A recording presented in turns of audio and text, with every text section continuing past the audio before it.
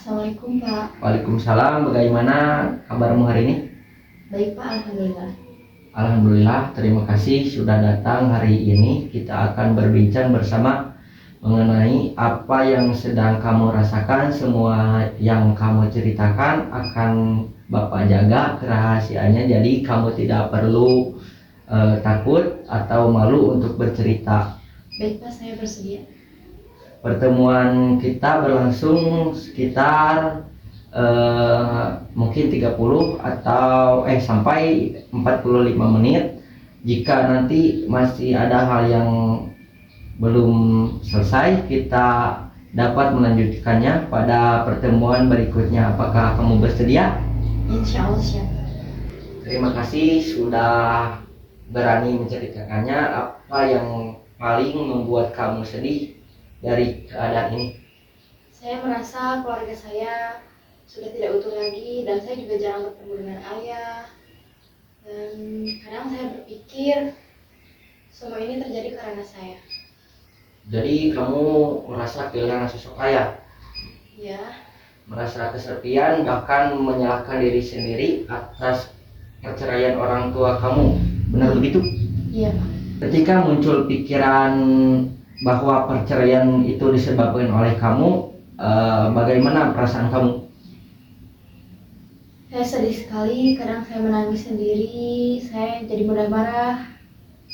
Apalagi kalau ada teman yang bercanda. Bapak memahami bahwa kondisi ini sangat berat bagi kamu ya. Namun apakah ada bukti bahwa perceraian kedua orang tua kamu itu disebabkan dari kesalahan kamu? Kalau dipikir-pikir, dari sebelum bercerai juga sudah sering bertengkar. Berarti sebenarnya penyebab perceraian ini adalah masalah yang terjadi di antara orang tua, bukan karena kamu. Bagaimana menurut kamu jika kita mengganti pikiran, ini salah saya, menjadi perceraian orang tua bukan kesalahan saya, tetapi saya tetap bisa menjadi anak yang baik? Baik, saya merasa lebih tenang jika berpikir seperti itu. Alhamdulillah, dalam Islam Allah berfirman dalam Quran surat Al-Baqarah ayat 286 bahwa Allah tidak membebani seseorang melainkan sesuai kesanggupannya. Ujian memang berat, tetapi Allah juga memberikan kekuatan kepada hambanya untuk menghadapinya. Menurut kamu, apa hikmah yang bisa kamu ambil dari pengalaman ini? Mungkin saya harus lebih sabar dan lebih dekat kepada Allah.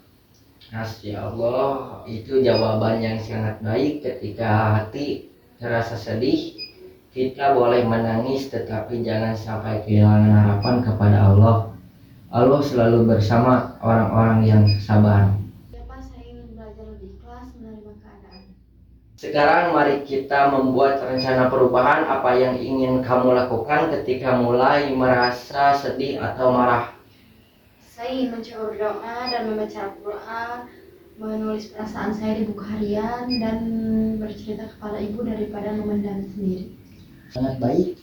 Selain itu, bagaimana kalau setiap kali muncul pikiran negatif, Kamu menuliskan pikiran tersebut, kemudian mencari pikiran lain yang lebih realistis atau dan positif.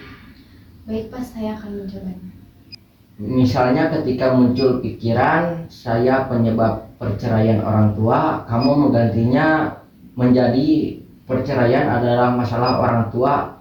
Saya tetap anak yang berharga di hadapan Allah. Apakah kamu sanggup melakukannya? Insya Allah saya sanggup Pak. Bagus sekali.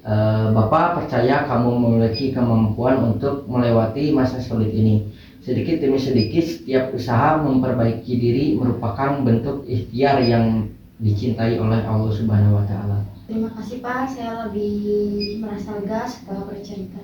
Alhamdulillah, bagaimana perasaan kamu setelah mengikuti konseling hari ini?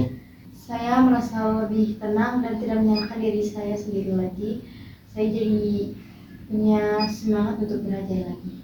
Ya, Bapak sangat senang mendengarnya. Untuk pertemuan berikutnya, Bapak ingin kamu membawa catatan harian tentang perasaan yang kamu alami setiap hari dan bagaimana cara kamu mengatasinya. Dari sana kita akan melihat perkembangan kamu bersama-sama. Baik Pak, saya akan mengerjakannya. Terakhir, jangan lupa untuk selalu mendekatkan diri kepada Allah melalui sholat, doa, atau membaca Al-Quran. Yakinlah bahwa setiap kesulitan pasti ada kemudahan. Amin, terima kasih Bapak atas bimbingannya. Sama-sama, Bapak bangga karena kamu sudah berani terbuka dan memiliki keinginan untuk berubah menjadi lebih baik lagi. Sampai bertemu pada pertemuan berikutnya. Assalamualaikum warahmatullahi wabarakatuh. Waalaikumsalam warahmatullahi wabarakatuh.